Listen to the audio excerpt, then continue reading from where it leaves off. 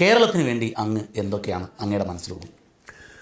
ഇതിൽ എവിടെ തൊട്ട് നമ്മൾ തുടങ്ങണം എന്നൊരു ചോദ്യം ഞാൻ സ്വയം ചോദിക്കാറുണ്ട്. അപ്പം മോദിജി എന്നോട് ദൗത്യം എന്ന ആ ഒരു വാക്ക് തന്നെയാണ് ഉപയോഗിച്ചത്, മിഷൻ. അപ്പൊ ആ ദൗത്യം അതിന് ഒരുപാട് അർത്ഥങ്ങളുണ്ട്. അപ്പോൾ എന്താണ് ദൗത്യം എന്നെനിക്ക് മോദിജിയോട് ചോദിക്കേണ്ട കാര്യമില്ല. കാരണം അദ്ദേഹത്തിന്റെ ദൈനംദിന ജീവിതം തന്നെ അതിനൊരു ഉത്തരം തരും. പിന്നെ അദ്ദേഹം ഈ അടുത്ത കാലത്തായി ഒരു മന്ത്രം പോലെ വികസിത ഭാരതം എന്ന് പറഞ്ഞുകൊണ്ടിരിക്കുന്നുണ്ട്.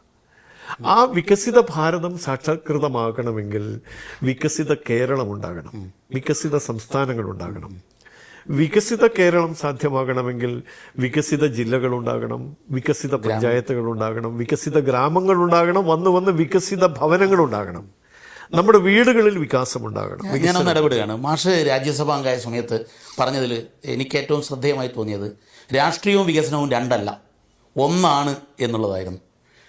യഥാർത്ഥത്തിൽ രാഷ്ട്രീയക്കാർ അത് കൃത്യമായി ഉൾക്കൊള്ളുന്നുണ്ടോ എല്ലാവരും? വികസനം എന്ന് പറഞ്ഞാൽ രാഷ്ട്രീയമാണ്, രാഷ്ട്രീയം എന്ന് വെച്ചാൽ വികസനമാണ്. മഹാത്മാഗാന്ധിജിയുടെ സങ്കല്പം എന്തായിരുന്നു?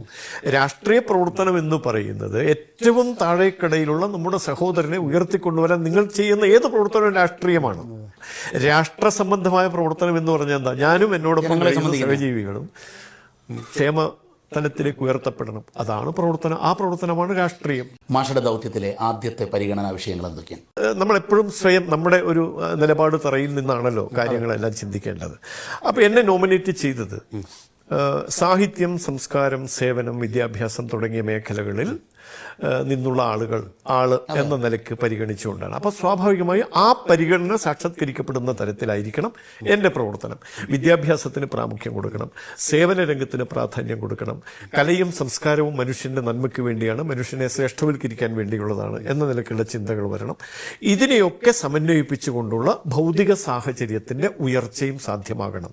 റോഡുകൾ വേണം, കൃഷിയിടങ്ങളിൽ വെള്ളം ലഭ്യമാകണം, വീടുകളിൽ വൈദ്യുതി ലഭ്യമാകണം, വീടില്ലാത്തവർക്ക് വീടുണ്ടാകണം, റോഡില്ലാത്ത സ്ഥലങ്ങളിൽ റോഡുകൾ ഉണ്ടാകണം, കുടിവെള്ള സൗകര്യങ്ങളില്ലാത്ത സ്ഥലത്ത് അത് ഏർപ്പെടുത്തി കൊടുക്കണം, മാലിന്യ പ്രശ്നങ്ങളുണ്ടെങ്കിൽ അത് പരിഹരിക്കണം, വിദ്യാഭ്യാസത്തിന്റെ പിന്നാക്കാവസ്ഥയുണ്ടെങ്കിൽ അതിന് പരിഹാരം കാണണം, വിദ്യാലയങ്ങളിൽ ഭൗതിക സാഹചര്യങ്ങൾ ഒരുക്കി കൊടുക്കണം. അങ്ങനെ അനേകം കാര്യങ്ങൾ. ഇതെല്ലാം ഒരു സ്വപ്നം പോലെ ഒരുതരം ആവേശകരമായ ഒരു അനുഭവമായിട്ട് ഞാൻ മനസ്സിൽ സൂക്ഷിക്കുകയാണ്. ഈ കാര്യങ്ങളൊക്കെ ചെയ്യണം. ഇതൊക്കെയാണ് മോദിജി പറഞ്ഞ ദൗത്യം എന്ന് പറയുന്നത്. ലോകത്തെവിടെയായാലും ഏത് സമയത്തും 24 വാർത്തകളും ഓഗ്മെന്റഡ് റിയാലിറ്റി പാക്കേജുകളും എക്സ്പ്ലെയിനറുകളും വിശദമായി കാണാൻ ഞങ്ങളുടെ യൂട്യൂബ് ചാനൽ നിങ്ങൾക്ക് സബ്സ്ക്രൈബ് ചെയ്യാം.